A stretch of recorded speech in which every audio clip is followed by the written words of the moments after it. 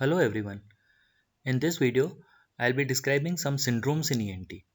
Now the list is endless, so it is not possible to describe each and every syndrome, but still I'll be focusing on some common and some important syndromes in ENT. So I'll be describing them in the alphabetical order. So first is Behcet syndrome, also called oculo-orogenital syndrome. It is a triad of aphthous-like ulcers in the oral cavity, genital ulcerations, and uveitis. So whenever a patient comes with oral ulceration in our OPD, then we should always try to rule out this syndrome if the patient is having ulcers in other parts of the body. Then Boerhaave syndrome.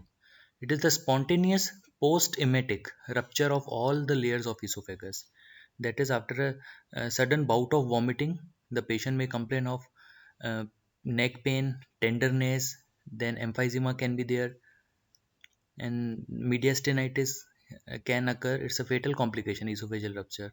So whenever after a sudden bout of vomiting the patient complains of these symptoms, then we should think of the rupture of esophagus, and then it is called Boerhaave syndrome. Then Shrug-Strauss syndrome. It consists of nasal polypi, asthma, fever, eosinophilia, vasculitis, and granuloma. So it is one of the causes of nasal polyps, in which there is some pathology in the ciliary movement which leads to the development of nasal polyps. Then Eagle syndrome, which is called Styalgia. It is due to the elongated styloid process or sometimes the calcification of the stylohyoid ligament. The patient will complain of unilateral throat pain, which will be more during swallowing, and earache also, which is generally a referred earache. Then Frey syndrome. It is also called gustatory sweating. In this syndrome, there is sweating and flushing of the skin over the parotid area during mastication, and it is a complication of parotid surgery. So what happens is that after parotid surgery, there is aberrant innervation of the sweat glands by the parasympathetic secretomotor fibers which were destined for the parotid. So now instead of secretions from the parotid gland, these fibers are they supply the sweat glands, and they are responsible for the secretions from the sweat glands. So when the patient eats, then instead of salivary secretion, the sweating occurs over the skin of the parotid region. So that is called Frey syndrome. Now Gradenigo's syndrome. It is a triad of sixth nerve palsy, which causes sixth nerve innervates external rectus muscle.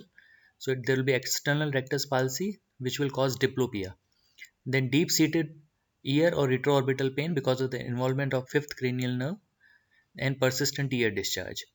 So this constellation of symptoms, it is seen in petrositis, which is an extracranial complication of CSOM. Then immotile cilia syndrome. As the name suggests, there is defect in the movement or function of the cilia which do not beat effectively, and it leads to the stagnation of mucus in the nose and sinuses and even in bronchi, and it causes chronic rhinosinusitis and bronchiectasis. Then Shrug-Strauss syndrome. It consists of nasal polypi, asthma, fever, eosinophilia, vasculitis, and granuloma. So it is one of the causes of nasal polyps, in which there is some pathology in the ciliary movement which leads to the development of nasal polyps.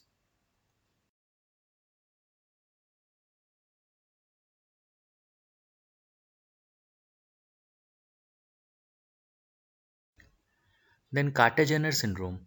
It consists of bronchiectasis. Then in ENT, it involves sinusitis, and nasal polyps are also seen. Then situs inversus and ciliary dyskinesis.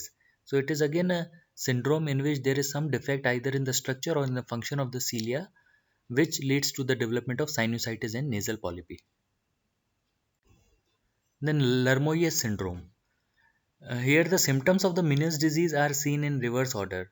In this syndrome, all the symptoms of the Meniere's disease are there, but they are seen in reverse order. That is, in Lermoyes, first there is progressive deterioration of hearing, which is followed by an attack of vertigo, at which time the hearing recovers.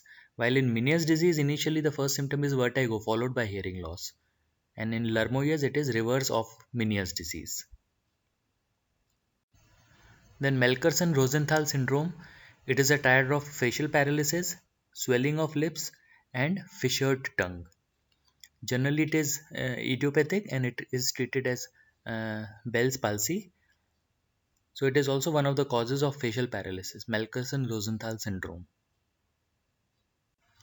Then Boerhaave syndrome. It is the spontaneous post-emetic rupture of all the layers of esophagus.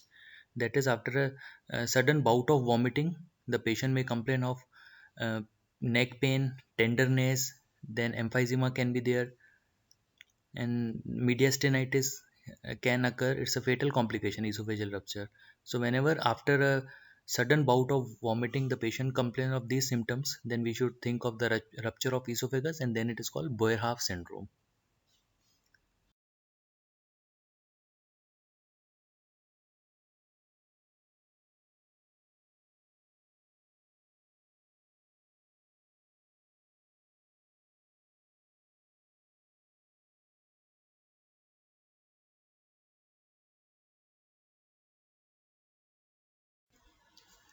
Then non-allergic rhinitis with eosinophilia syndrome. It is a form of chronic rhinitis associated with nasal polypi. However, it is non-allergic in origin, but still the eosinophil counts are increased. Then orbital apex syndrome. It is seen in the as a orbital complex of sinus infection, and in this there is involvement of cranial nerve second, third, fourth, sixth, and the first two divisions of trigeminal nerve, that is ophthalmic and maxillary divisions.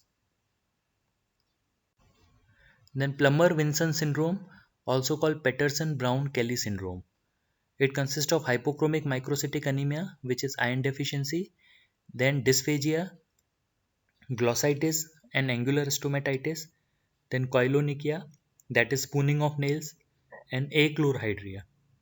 Now, this condition is commonly seen in females who complain of dysphagia, and also it is one of the causes of post-cricoid carcinoma in females. Ramsay-Hunt syndrome, also called herpes zoster oticus. In this, there is facial paralysis along with the vesicular rash in the external auditory canal and pinna.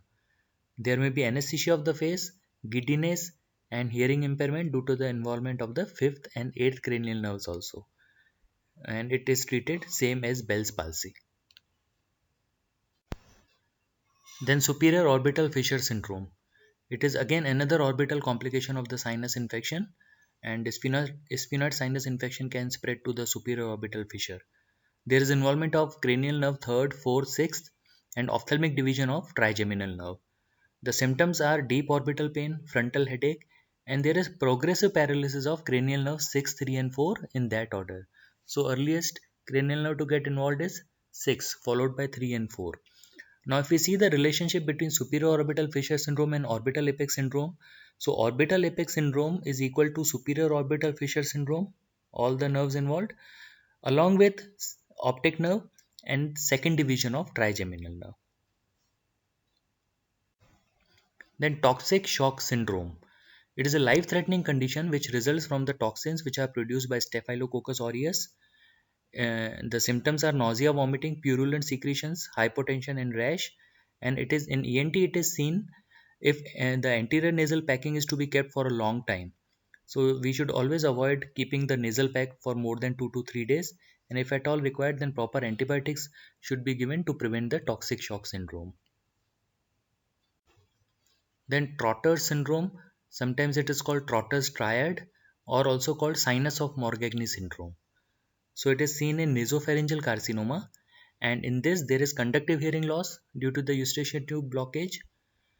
There is ipsilateral immobility of the soft palate, and there is neuralgic pain in the distribution of the third branch of trigeminal, that is mandibular division of trigeminal nerve. Then Young syndrome. It consists of sinopulmonary disease and nasal polypi and azoospermia. So it is again one of the syndromes in which there is some defect in either the motility or the function of the cilia. So Shrug-Strauss syndrome, Carter-Jenner syndrome, and Young syndrome.